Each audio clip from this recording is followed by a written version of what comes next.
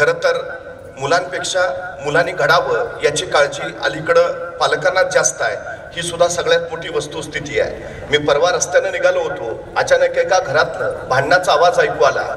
भांडणाचा आवाज ऐकू आल्यावर लक्षात आलं की भांडण नवरा बायकोचं आहे। आता सभ्यतेचा संकेत असा सांगतो की नवरा बायकोच्या भांडणामध्ये तिसऱ्यानं आपला कान घालू नये, पण विषय उत्तम होता, ऐकण्यासारखा होता, त्यामुळे आपोआपच माझे कान आणि पाय त्यांच्या भांडणाकडे गेले।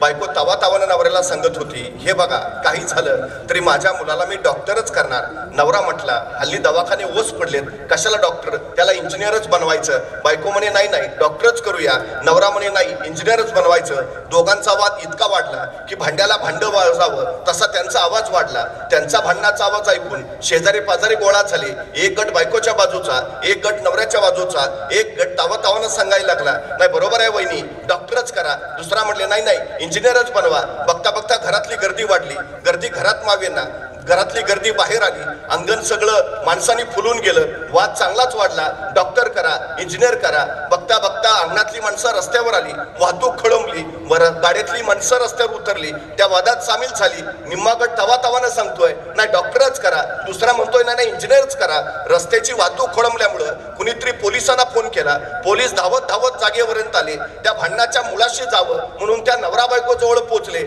आणि ते फौजदार त्या नवरा बायकोला म्हटले, तुमचं भांडण काय ते सांगा। तशी बायको म्हणाली, हे बघा माझ्या मुलाला डॉक्टरच करायचं आहे। नवरा म्हटला, तिला काय कळतंय, काही नाही त्याला इंजिनियरच बनवायचं आहे। ते फौजदार म्हणले, तुम्ही दोघं गप्प बसा, पहिल्यांदा तुमच्या मुलाला माझ्या पुढे बोलवा, मला त्याला विचारू द्या त्याला काय व्हायचं आहे। तशी बायको लाजत म्हणाली, तू अजून जन्माला यायचा आहे।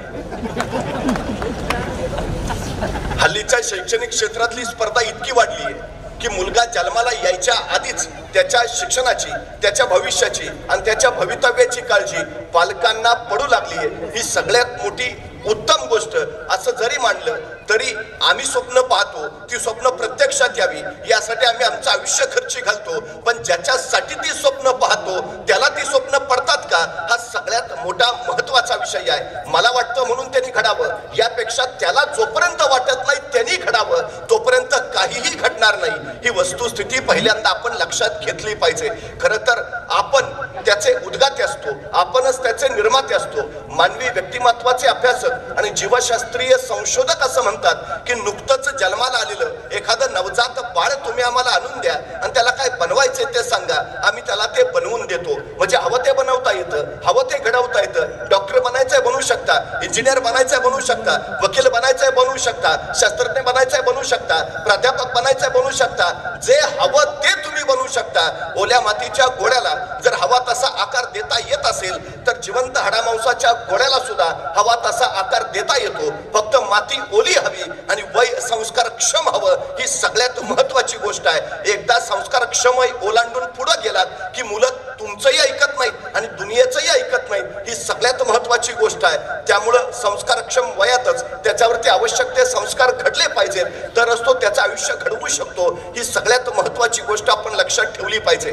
पण दुर्दैवानं पालकांची भूमिका अलीकडची अशी झाली आहे की अजून लहान आहे, थोडा मोठा झाल्यावर कळेल, मोठा झाला नाही अजून कुठलं कळतंय, थोडा मोठा झाल्यावर कळेल, मोठा झाल्यावर कळेल म्हणता म्हणता आणि झाल्यावर कळल्यावर त्याला सांगू म्हणता म्हणता तो संस्कारक्षम वयाची मर्यादा कधी ओलांडतो आणि तो कुणाचंच ऐकण्याच्या मानसिकतेत कधी जातो हे आपल्यालाही कळत नाही। ही सगळ्यात महत्वाची गोष्ट आपण लक्षात घेतली पाहिजे।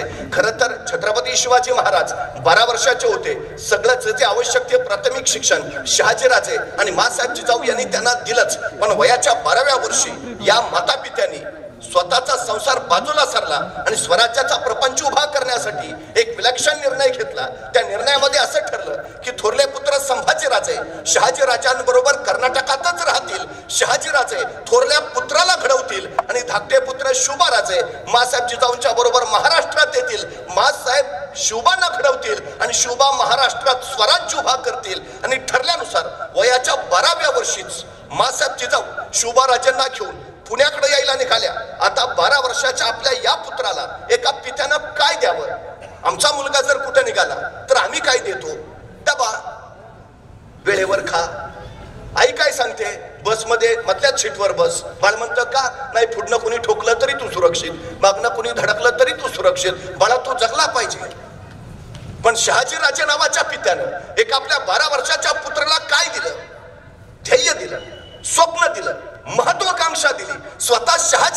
संस्कृत मधून तयार केलेली मुद्रा आपल्या या 12 वर्षाच्या पुत्राच्या हाती ठेवली. काय होतं मुद्रेत? प्रतिपच्च चंद्र लेखेवर वर्धिष्णू विश्ववंदिता शहसुनो शिवसैषा मुद्रा भद्राय राजते.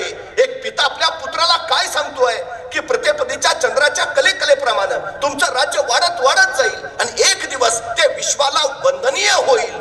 कधी सांगतायत? शोभाराजे अजून बेंगलोरातच आहेत, पुण्यात जायचंय, स्वराज्याला सुरुवात व्हायची आहे. पण खात्री किती आहे? खात्री आहे तुम्ही राज्य निर्माण करालच आणि तुम्ही निर्माण केलेलं राज्य हे विश्वाला वंदनीय होईलच. सगळ्यात महत्वाची गोष्ट मी वारंवार सांगतो की आपल्या पोरांच्या चुका काढण्यापेक्षा त्याचं कौतुक करायची संधी शोधत चला, म्हणजे पोरं इतिहास घडवतील. सगळ्यात महत्वाचं काय की आम्ही त्याच्यावर विश्वास ठेवला पाहिजे जो शहाजी राजांनी शोभा राजांवर ठेवला. तुम्ही करालच. आमची अलीकडची अडचण काय झालीये, पोरगो काय करायला लागलं की गप्तो काय कशाला करतो, आम्ही त्याला काही करूच देत नाही. ही अलीकडची आमची सगळ्यात मोठी अडचण आहे. मनोवैज्ञानिक असं सांगतात की तुमचा मुलगा जितका अधिक हालचाल करेल तितका तो अधिक कृतिशील बनेल.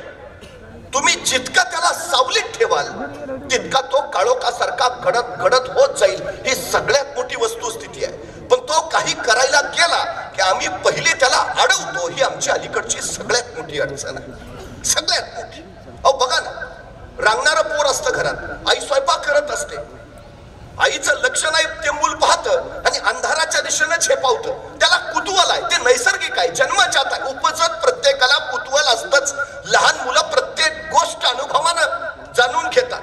ते दगड हातात घेतील, तोंडात टाकतील, त्याची चव जाणतील, हे त्याचं अनुभवी होणं असतं. प्रत्येक गोष्ट ते स्वतः करून पाहतं. तिखट घेतील, जिभेला लावून बघतील, त्याच्या लक्षात येईल हाय, परत नाही लावायचं. जाळ लहान मूल झटकन हातात धरेल, मोठ्या माणसाला सांगून सुद्धा तो हात पुढे करणार नाही.